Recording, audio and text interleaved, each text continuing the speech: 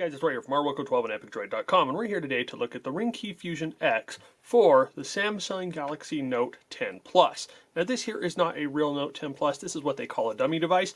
I unfortunately do not have the real Note 10 Plus as of yet. However, this device is a device that is sent to case manufacturers so that they can have their cases ready to ship before the device starts shipping. So for all intents and purposes, this is a real device, it just doesn't turn on. So we're going to be using that device for today's review. So here we have the Ringke Fusion X, and it comes in 4 different colors. Here we have 3 of the options that are available. They have a black, a blue, they have this camo option, and then they also have a red option that was unfortunately not available for this video today. Now for the most part, these cases are 100% identical. The only difference is in the color, or on this camo version, there is a slight textured pattern here. That just makes it so the camo pattern stands out a little bit more. On the other ones, they have this clear plastic that allows you to see through and allows you to show off the device. We're going to use this blue one for our video here today. And the very first thing you're going to do before you even peel off the protective film is you're going to take your phone and you're going to get it 100% clean. You're going to want to make sure that there's no fingerprints, that there's no dust or hair or whatever it may be that will ruin the appearance of the device through that clear panel. Once you've got your phone all cleaned off, go ahead and set it down and then grab the case. And here on the inside of the case, there is this clear plastic film. And it is kind of a pain in the neck to get it out, but you just want to find a corner, and then grab it, and then peel. Once you've done that, set the case down like so, and then you're going to take it and you're going to put it on, and I would recommend doing it with the power and the volume buttons in first.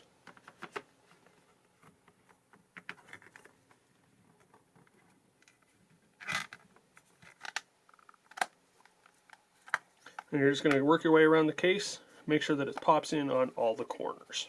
Once it's in, you can see there it shows off the device very well. There's one more step that we need to complete, and that is to peel off this plastic piece right here.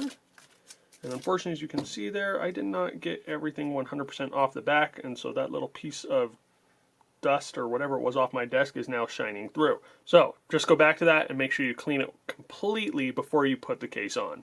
A couple of things I do want to point out. This case does have some raised bezels here on the corners and across the sides here. They allow you to set that down without having to worry about the back of the case getting scratched up. And you have a similar feature here on the front where you have this raised lip across the bottom and the top, so you can set it face down without having to worry about the screen getting scratched up.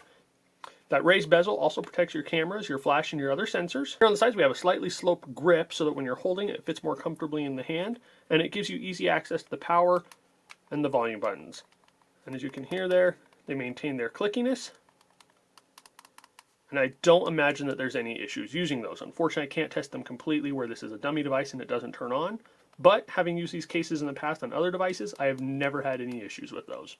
Here up top on that raised lip, we do have a slight cutout here. As you can see, it does kind of have a notch. That notch allows for the front-facing speaker to allow the sound to come out without the case getting in the way. Here up top, we have some cutouts for the noise-canceling mics.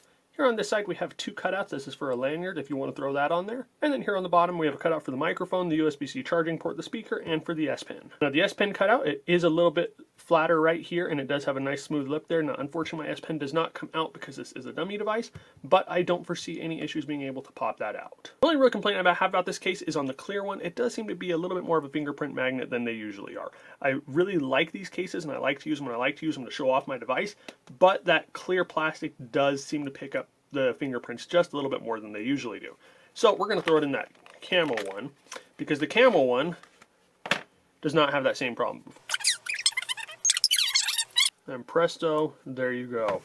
And as you can see, that actually looks really good on the device. I really like the look of it. And because of that textured back and because it's a slightly different material, you don't have to worry about the fingerprints quite as much as you would on the other ones.